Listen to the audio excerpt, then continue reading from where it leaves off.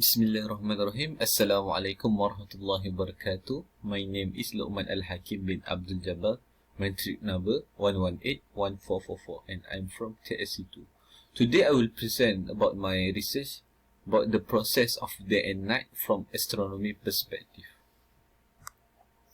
Okay, next we will move to the introduction. Okay, the introduction.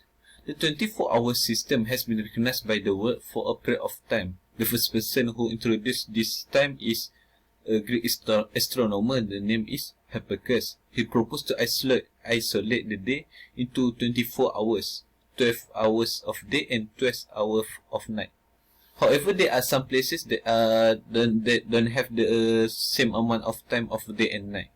So this research will explain regarding the process day and night from astronomy perspective and its relation with the verse from Holy Quran with the meaning they float each in an orbit. Next, we move to the research problem. So, as we know, the phenomena of day and night always occurs in our daily life, but some people never thought about the reason behind of this beautiful process. So in this research, there are three research problems that we emphasize here. The first is, what is the process that creates the phenomena of day and night? Second one, what is the relationship between this process and the changes of season? And last, what is the meaning from the verse, they float each in an orbit, as stated in Al-Quran? Okay, next. We will talk about the heliocentric principle. So, before this, we talk about the first one. Is the process that creates the phenomena of day and night. So, before, for the past century, the world used the geocentric theory. That means the Earth is the center of the universe. This theory have been introduced by many scholars, and such as Aristotle and others scholars. After that, in 16th century, the heliocentric principle has been introduced by the Nicholas Copernicus. There are seven of the principle of heliocentric principle. First, the celestial bodies do not all revolve around a single point. Second, this motion causes the seeming reverse in direction of the motions of the planets. Third, Earth is the center of the lunar sphere. Fourth, all the surface rotate around the sun. That means all the planets are rotates around the sun. Then, distance between the Earth and the sun is an insignificant fraction of the distance from Earth and sun to the stars. Then, the stars are immovable objects, and last, Earth is moved in a sphere around the sun. Okay. Next, we move to the rotation of the Earth. Like the process of day and night. So, we want to know how the process of the day and night occurs. Is because of the rotation of the Earth in the axis. So, we know the Earth is rotates with a tilt about 23.5 degrees, and it rotates from the west to the east with counterclockwise if we see from the north celestial pole. So when the Earth rotates in the axis, so it takes about 24 hours to make a whole complete axis, whole complete rotation. So this make the phenomena of day and night. Okay, next we move to the second research problem, the changes of season. What's the relation of the changes of season with the rotation of the sun?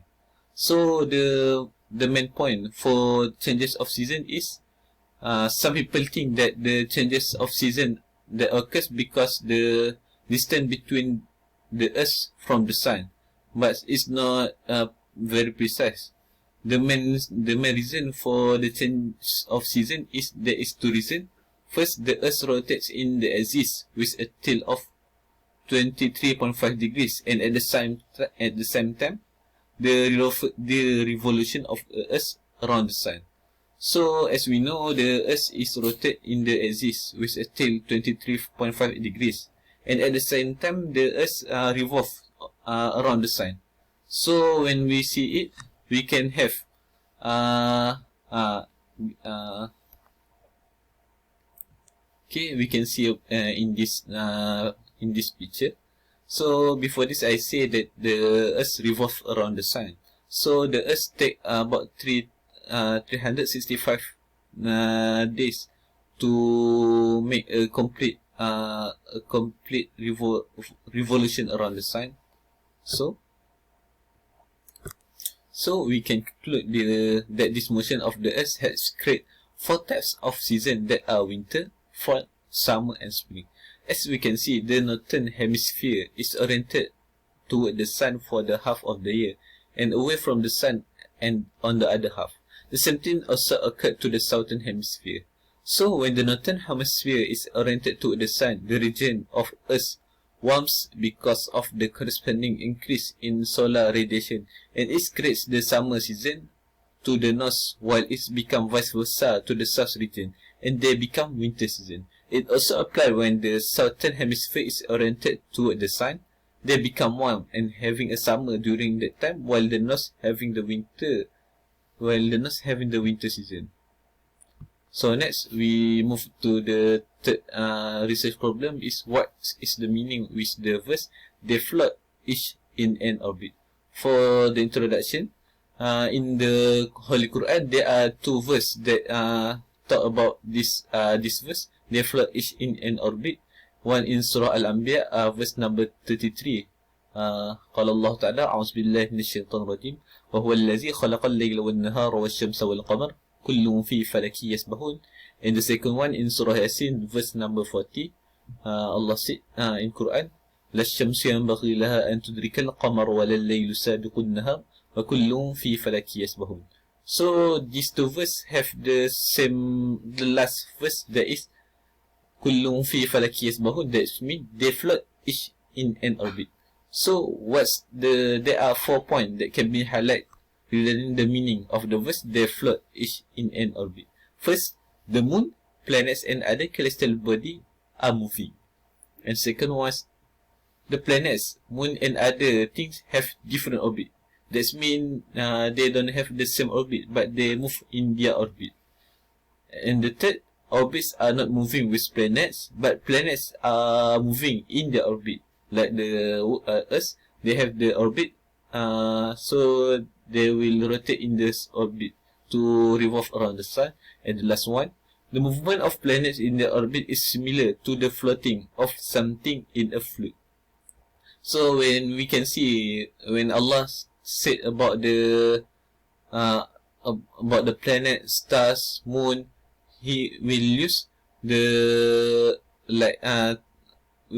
word like float, because in the some scholars said, because this some scholars said it can be described, the words can be described about the motion of the rotation. So in the Quran they said the stars, the moons, all the celestial objects rotate in their orbit. There are some research by the NASA that said the sun also rotate in the axis. So it shows the truth of the Quran. And the last one is about the conclusion and recommendation.